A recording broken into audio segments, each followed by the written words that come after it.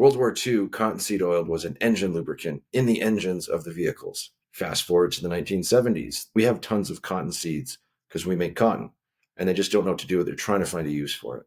They start feeding it to cows. Cows all died. Then the next you read of it is Malcolm Gladwell's book, in the McDonald's Test Kitchen, where they're trying to figure out a cheaper way to make fries at McDonald's.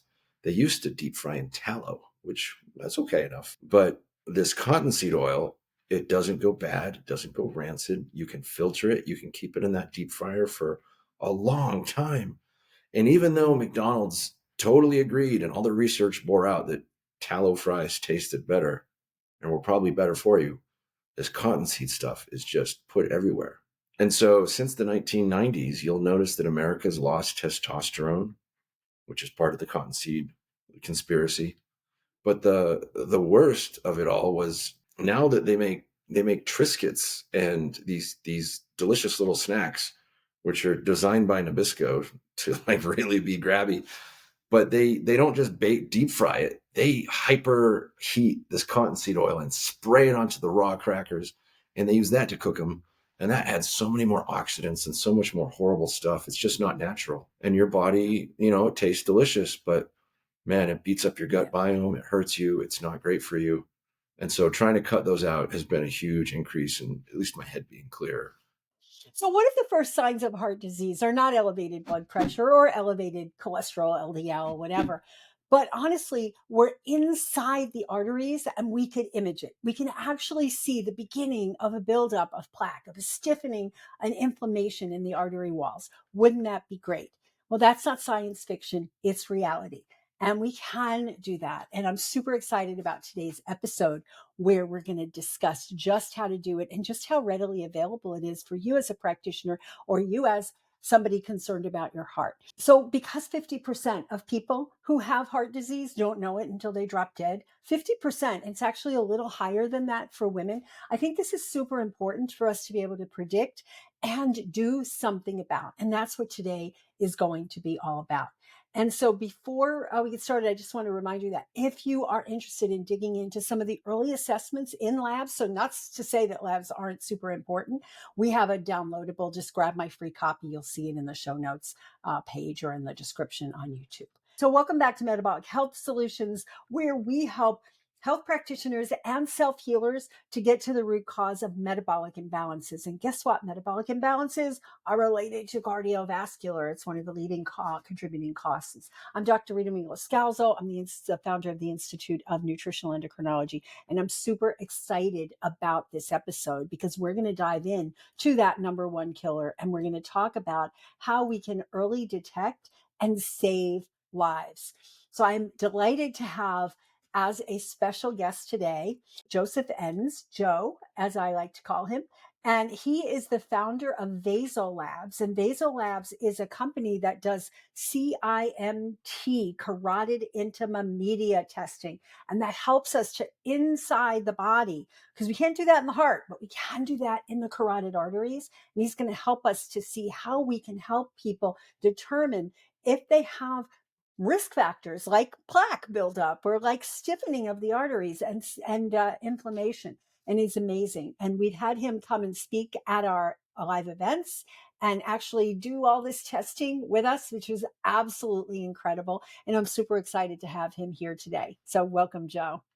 Thank you. Happy to be here. So this is something that, because of personal stuff, and I'd love for you to share with some people a little bit about what you've shared with me about how, seeing your own stuff going on caused you to go, whoops, I got to do something different. So let's hear. Yeah, beautiful. I found myself about 85 pounds heavier than I am now. I wasn't looking out for my health, and I happened to be in ultrasound before. And we took tests out of research and brought them to clinical use. They use them in research to track the pharmaceuticals and nutraceuticals. It's the test you use to track cardiovascular disease. And I was working on this project and I started scanning myself and I found 2 fatty streaks in my artery. They weren't quite plaques yet, but you could definitely notice some lumpity bumpities in the walls of my artery. And it concerned me. And I made some health changes. I changed my diet, started watching sugar, And I noticed I felt better. I noticed I had energy throughout the day. I noticed I wasn't a slave to hunger all the time. Mm. That was huge, that I could go a full day without eating, and it wasn't a big, it's okay to be hungry a little bit once in a while. I mean, right, you're filling out the length and breadth of what you can do with your body. And yeah, I cut out the sugar, I exercised, I went on a raw milk diet, which is very unusual. I don't know that I recommend it, but I like it. I gained 9 pounds of musculoskeletal mass in a year from that. And it's just a big journey how everybody's a little bit different. Everybody needs a little bit different care. And my contribution is I can come into your office, or I can teach you how to do this. These new ultrasound probes are cheap, they're inexpensive, and they're high quality. I mean, until about 9 months ago, I would lug a suitcase ultrasound machine with me everywhere I went. And now these smaller probes the quality is finally good enough that you can see with that resolution the small plaques. You can see the wall arterial thickening, and you can show it to a patient, which I think is the best part. I mean, yes, it's been compared to research every way that you can imagine it: blood pressure, cholesterol, lipid subfractionations, all of that. It's very well researched. But the study came out in 2019 that if you show your patients what's going on in their arteries, don't make an argument, don't tell them it's okay. Just show them, hey, yeah, that's some buildup. I'm going to give you the pictures, give you the films. Those patients reduce their risk by 50% in a year. It's called the VISA study, VIPVIZA. And I now try to bring that to all the practices. I try to put the tablet in front of the patient's face. I try to show it to them, explain what's going on. I even have a favorite model I travel with just to show them the lining of the artery, which is the intima and media, the plaques in the arterial wall. And once a patient sees that they're causing damage and it's their own dang fault, they'll take responsibility and kind of work on it. Yeah, I love that. And it reminds me of how I talk to people about nutrigenomic, about genetic testing, right? And when they see certain genetic markers, then they go, oh, I guess I better do something about that. And if you combine, I mean, the power of combining the CIMT with the genetic markers that say, hey, you have this E44, or you have this LPA SNP, or you have any of a number of these SNPs that predispose them to cardiovascular disease, and they then see, oh, you got early signs or later signs of plaque buildup, they're going to be motivated to do the changes that you probably could have told them to do anyway without those things, but they're not going to do them until they see that. And this study bears that out, right? When they actually see that it's not just a pie in the sky theoretical thing that you're telling everybody that comes through the door, it's actually happening in their body, and they're at much higher risk than the average person, which is still already high. I I think it's love showing it and phenomenal. demoing this technology because whoever the provider is, the Yeah. healthcare provider, that light bulb goes off over their head and they say, I can offer this to patients. Yes, you can. You can offer this experience. The data is pretty good too, doc. I mean, just the experience of seeing the plaque, but the data, Yeah. how much inflammation is there. Yeah. And as far as predictability, at the highest levels, if their arteries are pretty nasty, chunky monkey, like 80 something percent of them have a heart attack or stroke in the next 10 months, next 10 years. And they got levels Wow. to it, where if your arteries are pretty clean, it's like 0.013% chance of an event in the next 10. So it's pretty Right. predictive seeing how clogged or chunky monkey the arteries are. Powerful. Yeah, and the other thing is you can follow it, right? So you can do it 6 months to a year later and see if the interventions that you've recommended and that they're doing are actually doing it. And when they see, oh wow, look at where that was a year ago, and now look at it, they're excited and they want to keep going. I mean, because Motivational. it's exciting. Or if they say, oh, I didn't quite do what you told me to do, and it's still kind of there, it's maybe stopped because I did it a little bit, or it's gotten bigger. Again, very Absolutely motivating, no? motivating. Showing them that they're causing some kind of damage. Yeah. And then they got their time. You're only going to spend an hour or two with them, tops. And if you can show them that there's damage being caused, I mean, that's their body. They're going to take good care of it. You just got to show them how and what levers to Yeah. switch to make it. But a little bit about that, like it was Yeah. the tracking tool for the FDA. It still is since the 80s.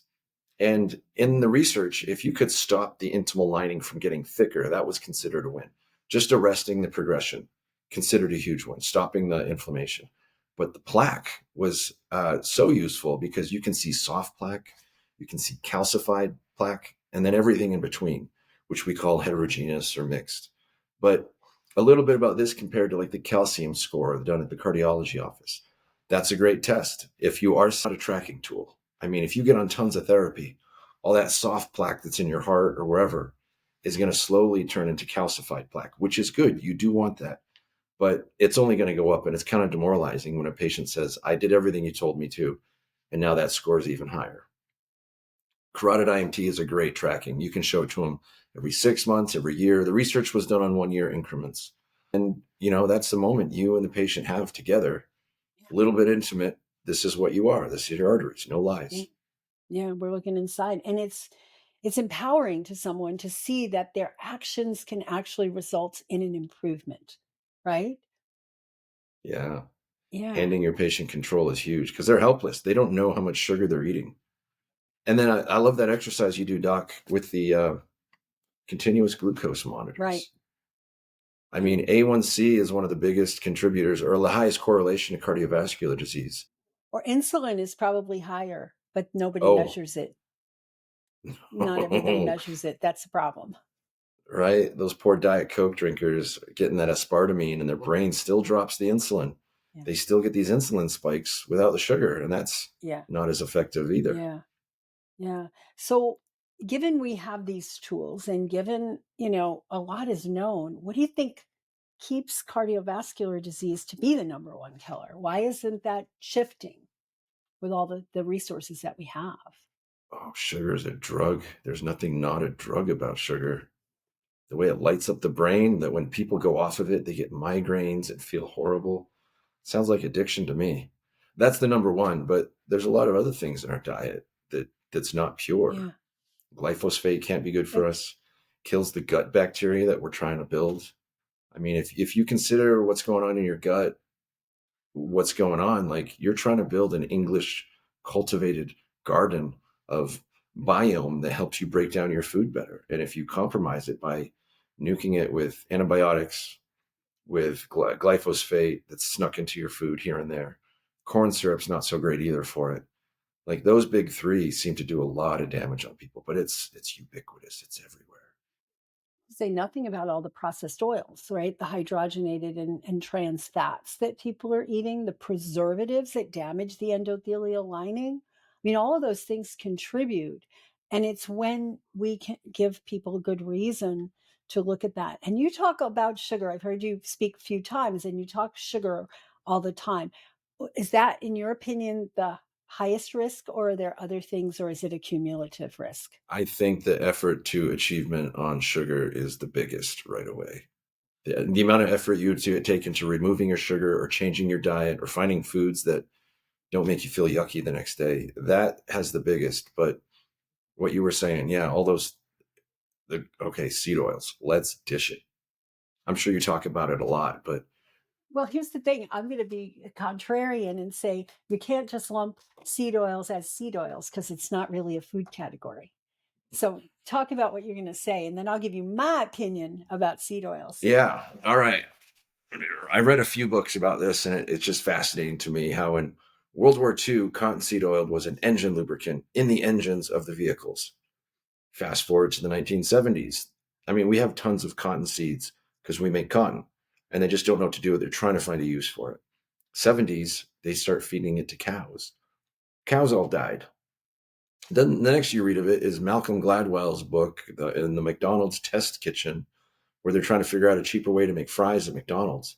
They used to deep fry in tallow, which that's okay enough. But this cottonseed oil, it doesn't go bad, it doesn't go rancid. You can filter it, you can keep it in that deep fryer for a long time. And even though McDonald's totally agreed and all the research bore out that tallow fries tasted better and were probably better for you, this cottonseed stuff is just put everywhere. And so since the 1990s, you'll notice that America's lost testosterone, which is part of the cottonseed conspiracy. But the worst of it all was now that they make Triscuits and these delicious little snacks, which are designed by Nabisco to like really be grabby. but they don't just deep fry it. They hyper heat this cottonseed oil and spray it onto the raw crackers, and they use that to cook them. And that adds so many more oxidants and so much more horrible stuff. It's just not natural. And your body, it tastes delicious, but man, it beats up your gut Yeah. biome. It hurts you. It's not great for you. And so trying to cut those out has been a huge increase in at least my head being clearer and feeling a little better Yeah. throughout the day. But I ate some of the wife's corn balls the other day and I'm feeling it. You felt it. Okay. So here's the thing, right? Cottonseed oil, totally agree. Those highly processed, refined, industrialized type oil processes, absolutely, they're a killer. But people are lumping seed oils into one category. What about something like flaxseed oil that's expeller pressed at low temperatures, dated, and it can't be sold past a certain date, kept in the refrigerator? That's different than what you described as cottonseed oil, right? Sesame seed oil, that's used a lot in Asian cooking and in macrobiotics and all, but it's very carefully extracted. And I'm not a big oil fan to begin with. First of all, I think oils are all not the best food for us. We need to eat whole foods instead. But I think that we're the public, it gets confused because we're lumping all seed oils together. They're not, right? Cottonseed oil, the way you just described it, canola oil, those things are highly processed. And most of it is found in, guess what you just described, highly processed, ultra processed foods, right? That people shouldn't be eating in the first place. So I think I'm just cautious about saying seed oils are bad because they're not all. And there's no category seed oils, right? Because they're lumping all this stuff in there that's very different from each other, right? Ultra processed seed oils, refined, extracted in these horrible ways, and then used for highly palatable, highly unhealthy, ultra processed foods that are addictive. That's a killer. That's killing Yeah, people. you're spot on. And a lot of people, it's the smoke point. That's what kind of made it for me. If it burns before butter, it's probably okay. If it burns after butter burns, then you're getting into the high test stuff that's not designed to burn. It's a little more foreign to our bodies than anything else. Is that a fair way to do it? Yeah. I mean, Yeah. you can get a handout with the Yeah. cottonseed and the tallow and the ones that you mentioned, sesame, and how about peanut oil? I'm against peanut to begin with, unless it's really carefully processed, because peanuts they're mostly omega 6 versus 3. I mean, very high in omega 6, arachidonic acid, very high, which is an inflammatory fatty acid. They're also, most of them naturally produce the antifungal aflatoxin, which has been found in study after study to be carcinogenic. So if you're just grabbing peanut butter and eating it, or peanuts and eating them off the shelf, you're getting a big dose of aflatoxin. And so many people have mycotoxin disease, right? So you got to be careful. There are a couple of companies that make they're carefully checked for the aflatoxin content, and they're low. I mean, there's this protein powder that is I actually started using a little bit. I'm a little cautious of it because I haven't done peanuts in so many years, but they've been tested. It's been tested. And the protein powder doesn't have the fats in it, so it doesn't have the omega 6s. Anything with omega 3s and 6s, if it's been heated to temperatures above like 118, 120, most likely oxidized and rancid and going to cause free radical damage in the body. Yeah. So you got to be careful of omega 3s and 6s. That's why people promote like coconut, right? It's highly saturated, even though saturated fat gets a bad rap. That's why they promote tallow and butter, is because those are highly saturated, not unsaturated, polyunsaturated 6 and 3. There's still controversy. There's controversy over saturated fat versus unsaturated fat. The one that has, I think, probably the best reputation and best track record is monounsaturated, like omega 9 fats, like olive and macadamia to an extent, and avocado. Those have more of the omega 9s, so they're a little bit more tolerant to heat. But once you go over a certain temperature for each Yeah, oil, you cause oxidative damage, and that's going to kill the endothelial lining. It just goes around and damages and inflames the it's endothelial lining. ruthless stuff. Define saturated for me in a way that I can explain it to a patient. Sure. So a fat is saturated, meaning that all of the carbons are saturated with hydrogen. There's no empty bonds. So we have carbon, carbon, carbon, this carbon and hydrogen, and there's no bonds that are open. So it's stable, right? When you have an unsaturated, a monounsaturated is there's one of those bonds, one of those carbons has an opening, right? So it's less stable than saturated, but still pretty stable. And then the omega 3s and 6s, the unsaturated fats, those have more than one bond that's open. The 3 versus the 6 has to do with at which point in that chain. So is it at the third carbon versus the sixth carbon that the bond is the first of the unsaturated is there. So that's basically in layperson's languages and how you can explain it to people. Still pretty technical. Okay. Like, do they look different when I look at them? When you look at the Is oil, one clear at room temperature? Not. no, not necessarily. The ones that monounsaturated, unsaturated, if you put it in the refrigerator, they will harden. If you put polyunsaturated with 3s or 6s in the refrigerator, they don't harden. So it's a temperature at which they freeze or bond together, right? And that's why we're careful, like with the saturated, they are more solid at body temperature. And so are the monos. So that means that if you have a buildup of unsaturated, monounsaturated or saturated, mostly saturated fats in the body, they can be solid at that temperature. And of course, we don't want solid fats floating around in the bloodstream. All right. So those Now, are, I was at a conference once, and the speaker got up and said, oils are fat. yeah. And that's not good for you, especially. And I don't know if I agree with her, but I'd like you to riff on that. So all oils, or as long as I'm specific about the oils, my body will still run clean. Yeah. So I personally think that if we're going to be eating fat, well, we should be eating fat. We all need fat, right? And everybody to a different extent based on genetic factors and family history and, the body's biochemistry. But whole foods fats, right? You want the fat from a whole food. When you extract it, you are just getting the fat. You're leaving behind the carbohydrate, the protein, and the fiber. Right? You have a whole food, you have a whole olive.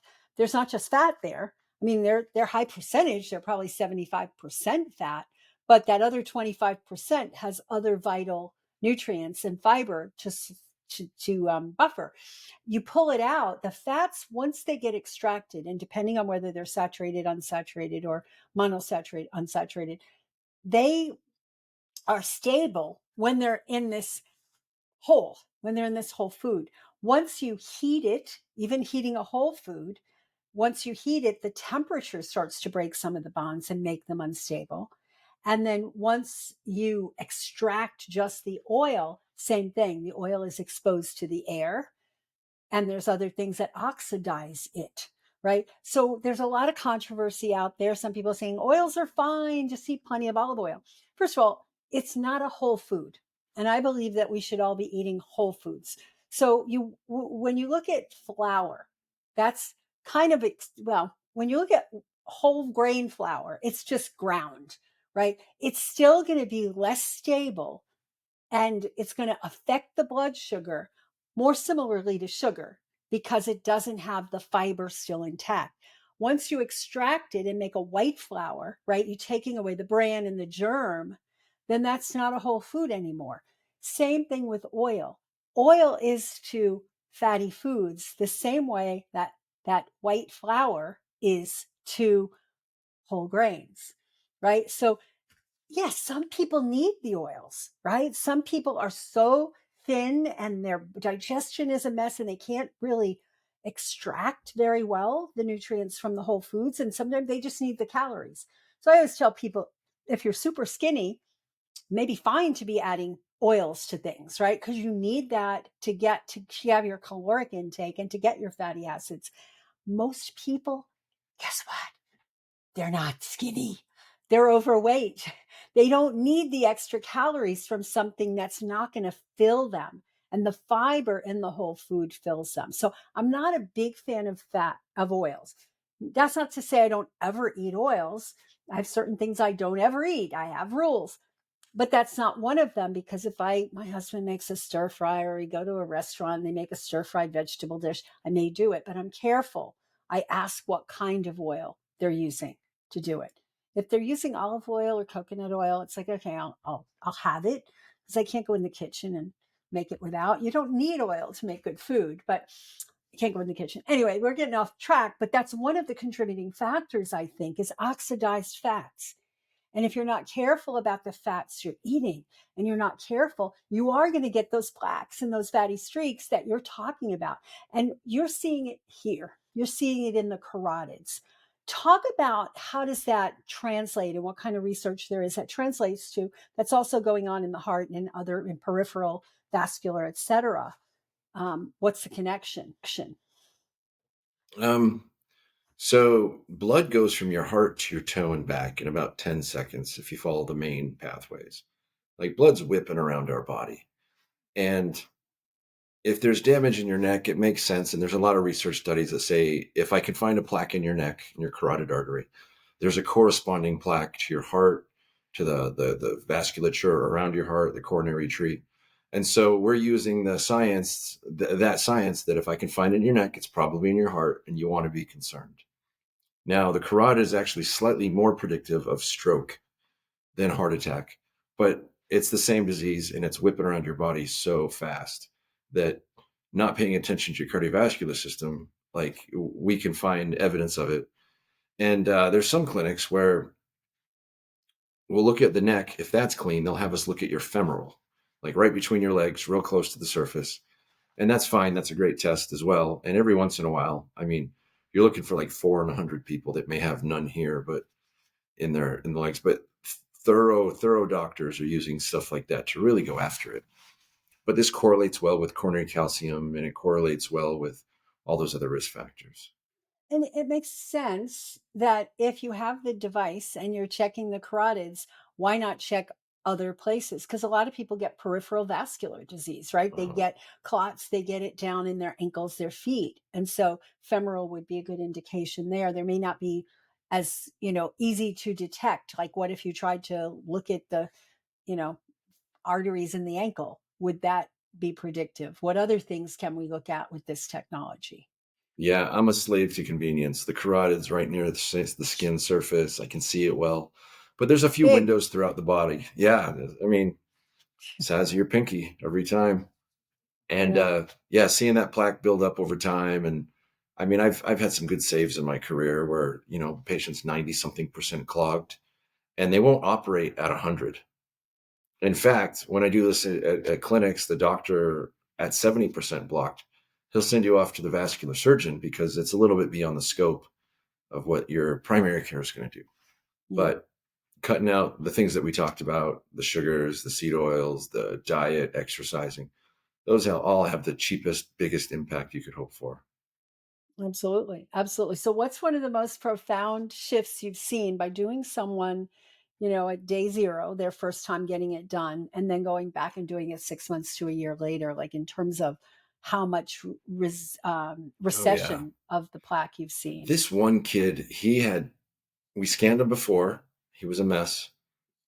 And then after bariatric surgery, so he got his stomach stapled and he quit smoking at the same time.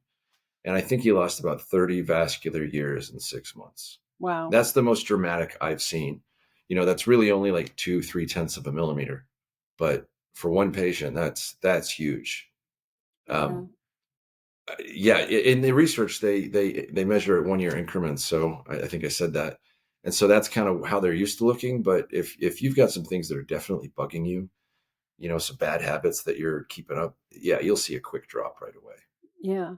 And tell us about vascular age. You mentioned that, and I know that's one of the things you report on. Tell us how that's calculated and Oh, how that's a great valuable that question. is. There's been lots of big research studies. The FDA using this to validate the effectiveness. They do the background studies to make sure this is a good tool. And they scan 10,000 people studies.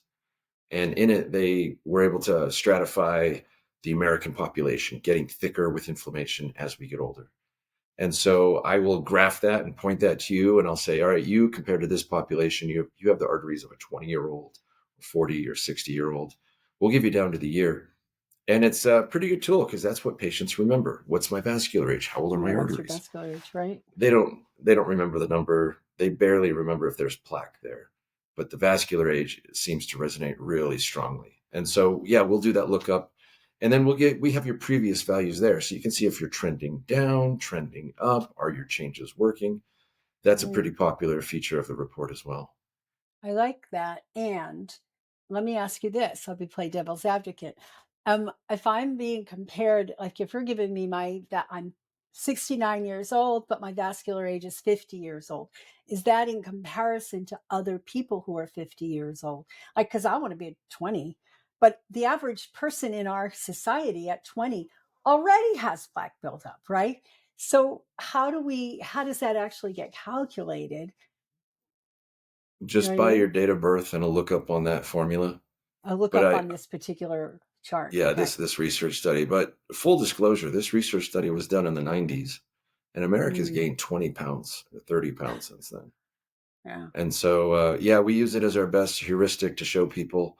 I could use newer databases, but that would cause hassle in a bunch of different spots. But yeah, let's compare ourselves to our best self, America in the 1990s.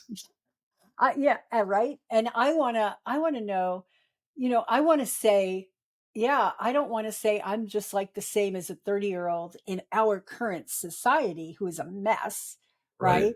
I want to say, yeah, my arteries are clean like a baby. No, right? But that's the thing, right? I think it's a great tool. And when I did mine, it came back as 50, some 52 or whatever it was. But I'm like, that's not good enough. I don't want to be No. 52.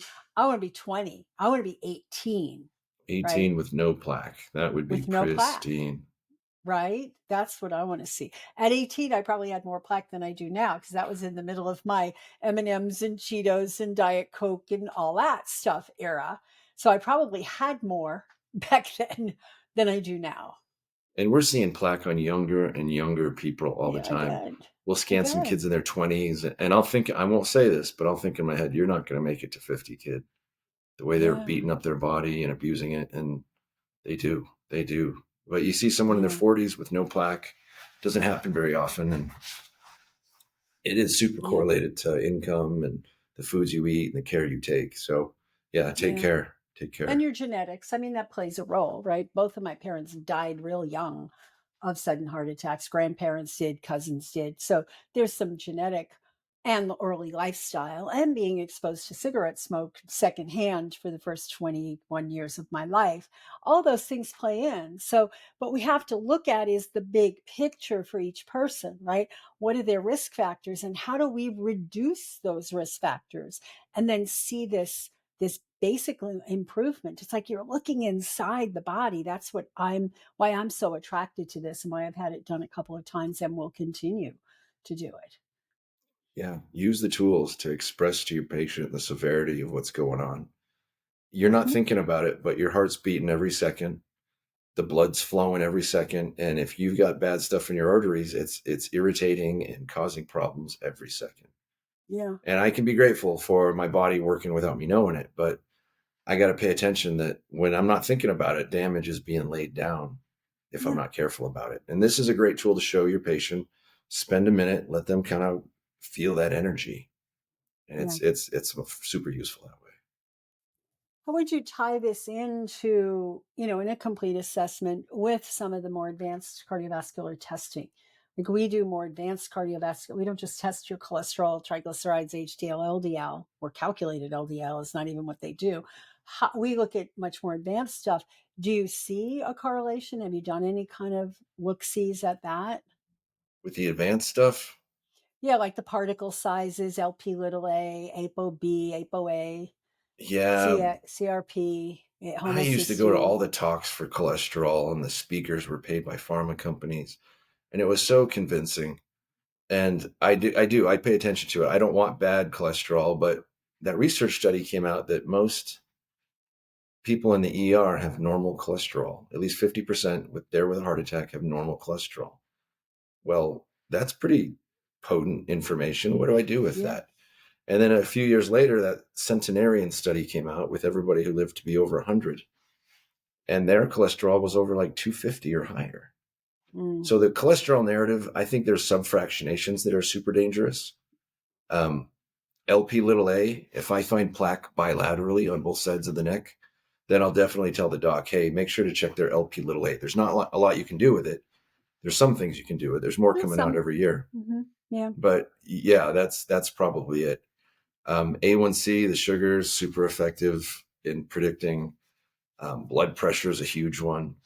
Yeah. But yeah, it's super correlate. It correlates tightly with the bigger risk factors. Not 100% because there's always somebody who's like George Burns, at He's 100 out years there. old, smoking cigars. Right. But I for would have most of loved to us see his mortals, genes and his cardio. I would love to see his yeah, numbers, right? he had something special Comparatively. going on. Yeah. And it may be And laughter. of all the people I've scanned that were smokers, most of their arteries were really bad. But I've scanned two people that were hard smokers and their arteries were clean, and it kind of blew my mind. Yeah. And when you're scanning, like you're scanning and you're maybe going into a clinic or doing it, at a place, are you able to see the history, or is that's the doctor does and then they just ask you to scan? Like how When it much? was paper charts, the doctors gladly handed me the chart and let me do whatever I want with it.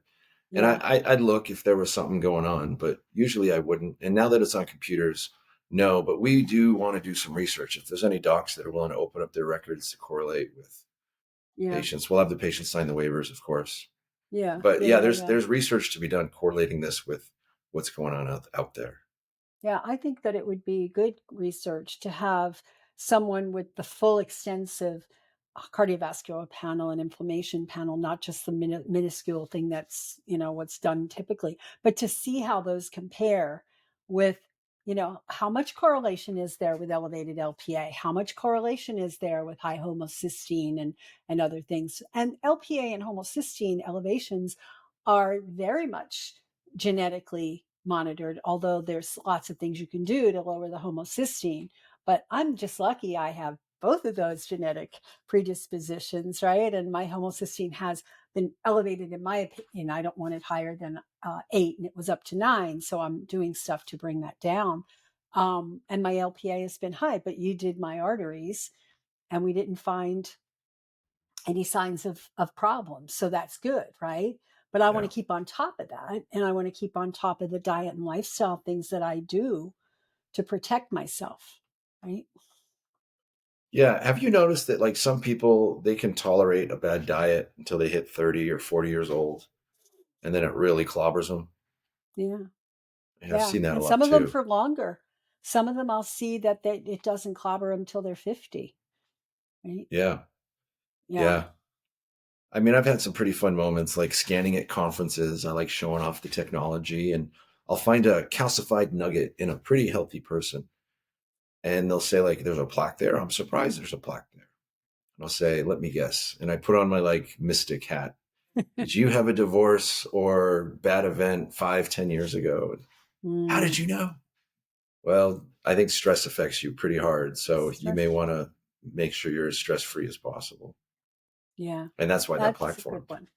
That's a really good one because so many people, like, look at the world around us, like stress is just second nature to most people, and we can't control out there, but we can control how we let it impact us. So we teach a lot of mindfulness practices and meditation and heart math and things like that, because I feel like if we can't get the sympathetic dominance under control and get people into a parasympathetic mode, no matter how good their diet is, they're going to have problems because that cortisol raises the glucose, which raises the insulin, which thickens and stiffens the artery lining. So we have to address that as practitioners as part of it. We can't just focus on our our dietary things or the herbs or the nutrients. We have to really have that be an integral part of the plan.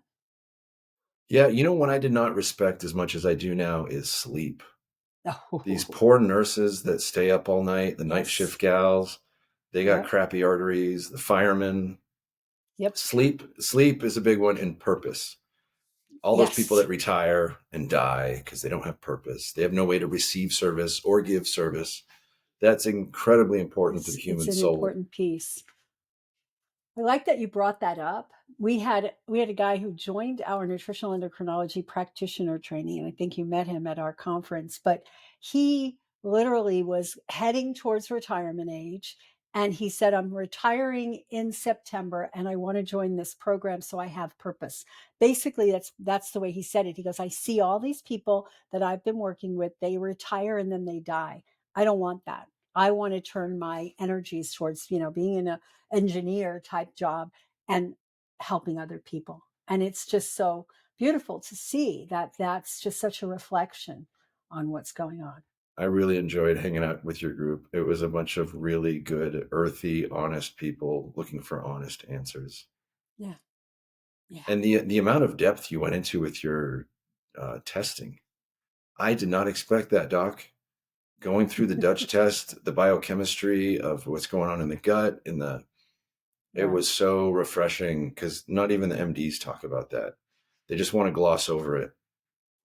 Yeah, and it's what I talked about on a recent lecture I gave on nutrigenomics, is that what we're looking at is a system that's broken. It's a system that is called a health care system, and it contains neither one of those things. It's a medical management system. So we are dedicated to put both health and care back into that name, because that's what people need. They need to be cared for. They need to have their stress levels go down. Oxytocin, the hormone of community, like we had so much oxytocin going in that conference that you were at. We had so much oxytocin, and oxytocin counteracts cortisol. Oxytocin makes us feel like a sense of belonging. And the more we can put oxytocin generating things into our care, our health care, and that's what we're about at the Institute of Nutritional Endocrinology. And that's why I'm so passionate about doing it and bringing people like you who are at the forefront of technologies that can save lives. But I love hearing you say that, yeah, we have this great technology, but we need to put people back on purpose. And when people are on purpose and they have a goal, which our community, the goal is to create impact while they're creating income, because you need to create income to have impact. But what we are dedicated to that. And that's why, we do these podcasts and bring people like you in with innovative technologies that are saving lives. Yeah, purpose is so underrated. Purpose with a passion gets you out of bed in the morning. It lets you help people. Where do I give? Where Absolutely. can I help? I mean, that engineer who built the group, he built a group of people to help, which I found so wonderful. Like, I'm retiring. I'm going to make this better. And I didn't really think much of that until I read some books on the blue zones, the people Mm, who live really long. What did they have in common? And that was one of the big ones, that they received service and they gave service. No pride involved. Just, I'm here to help. I'm happy to yeah. brush the floor with a toothbrush or deliver fruit to kids. But everybody ate reasonable diets and had purpose. Yeah. Yeah. Well, thank you. This has been really great. And I think hopefully it's opened everybody's eyes to the fact that this is a testing that you should be looking into. What's the best way for them to find what you do? Because you travel around, or you have people on your I team that travel. travel I love around. demoing this. I love working with pharma reps, nutraceutical reps, showing this to doctors.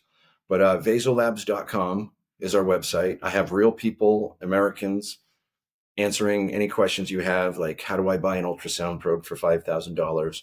We'll send it to you. Where do you get these supplements, that supplements? What does a good heart attack and stroke prevention program have? And a glucose monitor is definitely part of it, and lots of patient education. Um, yeah, I'm happy to talk and make all my resources available. But what I really want is just people to be using the ultrasound probe like a stethoscope, that you can show the patient what's going on, enlist them emotionally and motivationally, and help them advocate for themselves, because most Americans just aren't paying attention well enough to see what's killing them. Yeah. They're not paying attention and they're not being given the information. That's the Yeah. big thing, right? They're Oh, the just said, food pyramid was so the wrong, wasn't it? yeah, the food, yeah, what people are eating is just ultra processed crap that's hurting them in ways that we probably will be finding out even more as time goes on. So I think that's super important. I love that you said like a stethoscope. One of our practitioners whose specialty is blood sugar, because she had a daughter with type 1 diabetes, and she says basically a glucose monitor should be something that everybody has in their home, whether it be as continuous or just a glucose $15 at the grocery store that you buy. And she said that any kid comes over her house, or friend of her kids or whatever, she'll say, and they say, oh, I have a headache. Oh, I don't feel well. Let's test your blood glucose.